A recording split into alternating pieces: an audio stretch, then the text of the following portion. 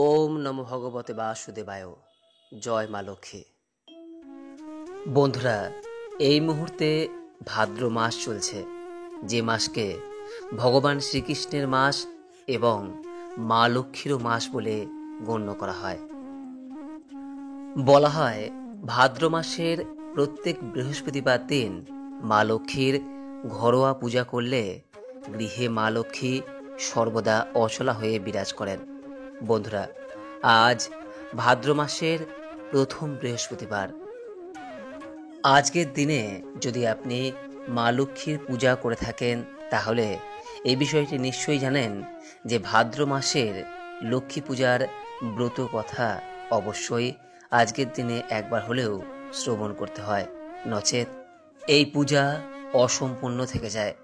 যদি আপনি কোনো কারণে মা লক্ষ্মীর পূজা নাও সম্পন্ন করতে পারেন, কেবলমাত্র এই ব্রত কথা শ্রবণ করে মা লক্ষ্মীর উদ্দেশ্যে আজকের দিনে যদি একটি ঘিয়ের প্রদীপ প্রজ্বলন করতে পারেন, তাতেও মা লক্ষ্মী প্রসন্না হন। তাই বন্ধুরা, আজ ভাদ্র মাসের এই বৃহস্পতিবার দিন একবার হলেও মা লক্ষ্মীর এই ব্রত কথাটি শ্রবণ করুন। দেখবেন এতে মা লক্ষ্মীর আশীর্বাদে আপনার ও আপনার পরিবারের মঙ্গল হবে। শুরু করছি ভাদ্র মাসের মা লক্ষ্মীর ব্রত কথা। এক দেশে এক গরিব বিধবা ব্রাহ্মণী বাস করত। তার একটি মাত্র ছেলে ছিল। সংসারে তাদের বড় দুঃখ। ব্রাহ্মণী তার চরকায় সুতো কাটত, আর সেই সুতো বিক্রি করে যা পেত তাতেই কোনো রকমে তাদের খাওয়া পড়া চলত। তাদের কুঁড়ে ঘরের সামনে পুকুর পাড়ে একটা খুব বড় অশ্বত্থ গাছ ছিল। ব্রাহ্মণের ছেলেটি খাওয়া দাওয়ার পর রোজ সেই গাছের তলায় বসে খেলত। একদিন ছেলেটি দেখল যে একজন ক্ষীরওয়ালা ক্ষীর বিক্রি করতে সেই দিকে আসছে। ক্ষীর দেখে ছেলেটির ক্ষীর খাওয়ার খুব ইচ্ছা হলো, কিন্তু ক্ষীর কিনবার পয়সা কোথায়?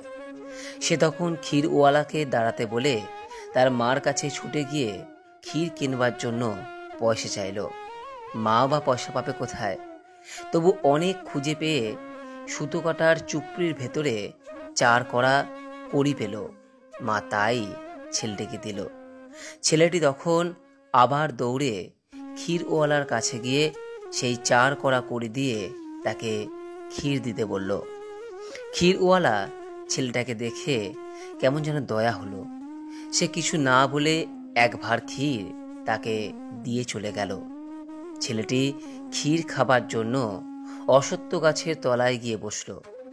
সেই অশ্বত্থ গাছের ওপর এক পেঁচা পেঁচির বাসা ছিল। তারা তাদের 2টি ছানাকে বাসায় রেখে চড়তে বেরিয়েছিল। এদিকে তাদের ছানা দুটো খিদের জ্বালায় চেঁচাচ্ছিল। ছেলেটি ক্ষীর মুখে তুলতে গিয়ে তাদের কান্না শুনতে পেয়ে ভাবল, আহা, ছানা দুটোর নিশ্চয়ই খিদে পেয়েছে। এই কথা মনে হতে সে গাছে উঠে ছানা দুটোকে পেড়ে এনে বেশ খানিকটা ক্ষীর তাদের খাইয়ে দিয়ে আবার তাদের বাসায় তুলে দিয়ে এলো। সন্ধ্যের সময় পেঁচা পেঁচি তাদের বাসায় ফিরে এসে দেখল যে ছানারা বেশ চুপচাপ রয়েছে। পেঁচি তখন বলল, কি রে, তোরা চুপ করে রয়েছিস যে? তোদের খিদে পায়নি? তখন তারা তাদের মাকে বলল যে ওই গরিব ব্রাহ্মণের ছেলে আজ আমাদের খুব ক্ষীর খাইয়েছে, তাই আজ আমাদের খিদে নেই। ছানারা আরও বলল, মা, ওই ছেলেটি খুব গরিব, সে অনেক কষ্টে ক্ষীর পেয়েছিল, তবুও তাই থেকেই আমাদের খাইয়েছে। ওদের উপকার তোমাকে করতেই হবে। পেঁচি বলল, বেশ, ওদের যাতে আর দুঃখ না থাকে তার ব্যবস্থা আমি নিশ্চয়ই করব। এবার যখন ছেলেটি খেলতে আসবে, তখন তোরা তাকে বলবি ভোরে এখানে আসতে, তাহলেই হবে। পরের দিন ছেলেটি আবার বিকেলে যখন খেলতে এলো, তখন পেঁচা পেঁচির ছানা দুটো তাকে ভোরে আসতে বলে দিল। পেঁচা পেঁচির ছানাদের কথা মতো পরের দিন ছেলেটি ঠিক ভোরে এসে উপস্থিত হলো। ছেলেটিকে দেখে পেঁচা পিসি তাকে ডেকে বলল, দেখো বাছা, তুমি আমাদের ছানাদের খাইয়ে আমাদের খুব উপকার করেছো, তাই আমরাও তোমার উপকার করতে চাই। তোমাকে আজ আমরা এক জায়গায় নিয়ে যাব, সেখানে অনেক ধনরত্ন দেখতে পাবে, আর সেই ধনরত্ন তারা তোমাকে দিতেও চাইবে। কিন্তু তুমি বলো যে ধনরত্ন আমার কিছুই চাই না, আমি শুধু তিল ধুবড়ি চাই। এখন আমার পিঠের উপর উঠে চোখ বুজে বসে থাকো। ছেলেটি তখন পেঁচির পিঠের উপর বসে চোখ বুজে রইল। পেঁচি তখন তাকে নিয়ে উড়তে উড়তে স্বর্গে লক্ষ্মীনারায়ণের কাছে গিয়ে হাজির হলো। পেঁচি এইবার তাকে চোখ খুলতে বলল। ছেলেটি চোখ খুলতেই দেখল একটি সোনার সিংহাসনে লক্ষ্মীনারায়ণ বসে আছেন। সে তখনই মাটিতে মাথা ঠেকিয়ে তাদের প্রণাম করল। লক্ষ্মী তখন বললেন, বাছা, তুমি কে? কোথায় থাকো? এখানে কেন এসেছো? আর কি চাও তুমি? ছেলেটি বলল তখন, মা, আমরা বড় গরিব, আমাদের দুঃখ ঘুচিয়ে দাও মা। লক্ষ্মী তখন তাকে স্বর্গের ধন ভাণ্ডারে নিয়ে গেলেন, আর তার যা যা নিতে ইচ্ছে হয় তিনি নিতে বললেন। ছেলেটি তখন বলল, না মা, আমি এসব কিছু নিতে চাই না, আমায় তিল ধুবড়ি দাও মা। লক্ষ্মী তখন হেসে বললেন, আচ্ছা, এই নাও তিল ধুবড়ি, একে রোজ খুব ভক্তি করে পুজো করবে, তাহলেই তোমাদের আর কোনো দুঃখ থাকবে না। ছেলেটি আবার লক্ষ্মীনারায়ণকে প্রণাম করে পেঁচির পিঠে চড়ে চোখ বুজে বসে রইল। পেঁচিও অল্প সময়ের মধ্যে তাকে সেই অশ্বত্থ গাছের তলায় এনে নামিয়ে দিল। ছেলেটি তখনই ছুটে বাড়িতে গিয়ে তার মাকে সমস্ত কথা জানালো। ব্রাহ্মণী দেখল তার পরের দিনে ভাদ্র মাসের বৃহস্পতিবার।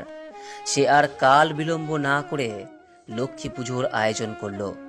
সকালবেলায় স্নান করে শুদ্ধ হয়ে ব্রাহ্মণী খুব ভক্তি ও নিষ্ঠার সঙ্গে তিল ধুবড়ির পুজো করল। এরপরই তাদের উপর মা লক্ষ্মীর দয়া হলো। তাদের কুড়ে ঘরের জায়গায় সুন্দর কোঠা দালান হলো। জমি জমা, পুকুর, মাছ, ধন রত্ন, দাস দাসীতে ভরে গেল তাদের বাড়ি। তাদের আর কোনো দুঃখ রইল না। এদের এই রকম অবস্থা বদলে যাওয়ার খবর পেয়ে দেশের রাজা ভাবলেন যে তারা কি করে এত ধন ঐশ্বর্য পেলে, নিশ্চয়ই কোথাও ডাকাতি করে এই সব করেছে। রাজা তখন তাদের বাড়িতে লোক পাঠিয়ে তাদের সমস্ত জিনিসপত্র লুটপাট করে নিয়ে গেলেন। সেই সঙ্গে মা লক্ষ্মীর তিল ধুবড়িও রাজার বাড়িতে চলে গেল। কিন্তু সেটা রাজার বাড়িতে রইল না, আবার ফিরে গেল মা লক্ষ্মীর কাছে, কারণ লক্ষ্মী সেটা রাজাকে দেননি। এদিকে তিল ধুবড়ি চলে যাওয়ার ফলে ব্রাহ্মণীর আবার আগেকার মতো অবস্থা আরম্ভ হলো। তার চরকায় সুতো কাটা। ছেলেটি কিন্তু আবার রোজ গিয়ে সেই অশ্বত্থ গাছের তলায় বসে কান্নাকাটি করতে লাগলো। তখন পেঁচাপিচির আবারও দয়া হলো। পেঁচি আবার ছেলেটিকে পিঠে করে মা লক্ষ্মীর কাছে নিয়ে গেল। মা লক্ষ্মী ছেলেটিকে বললেন, আমি আগেই সব জেনেছি, এই নাও তিল ধুবড়ি, আবার তোমাকে দিলাম। এবার খুব সাবধানে রেখে এর পুজো করো, এবার হারালে আর পাবে না। ছেলেটি মা লক্ষ্মীকে প্রণাম করে তিল ধুবড়ি নিয়ে পেঁচির পিঠে চড়ে ফিরে এলো। তারপর ব্রাহ্মণী আবার খুব যত্ন ও ভক্তি করে তিল ধুবড়ির পুজো করল। তাদের আগেকার মতো ঐশ্বর্য আবার ফিরে এলো। রাজা এবারে তাদের ঐশ্বর্য হয়েছে দেখে খুব আশ্চর্য হলেন। তিনি আর দেরি না করে এবার ব্রাহ্মণীর ছেলেটির সঙ্গে তার মেয়ের বিয়ে দিলেন। ব্রাহ্মণী তখন আর আনন্দ ধরে না। এইভাবে বেশ কিছুদিন কেটে যাওয়ার পর স্বর্গ থেকে ব্রাহ্মণীর ডাক এলো। ব্রাহ্মণী তখন ছেলে বউকে কাছে ডেকে বলল, বৌমা, আমি এবার চলে যাচ্ছি। শুনে রাখো, ভাদ্র, কার্তিক, পৌষ আর চৈত্র মাসে খুব ভক্তি সহকারে মা লক্ষ্মীর পুজো করবে। ছড়া ঝাট, গঙ্গা জল আর ধূপ ধুনো দিতে কোনো দিন ভুলো না, তাহলে এই বংশে কখনো কোনো দুঃখ কষ্ট থাকবে না। এই বলে ব্রাহ্মণী স্বর্গে চলে গেল।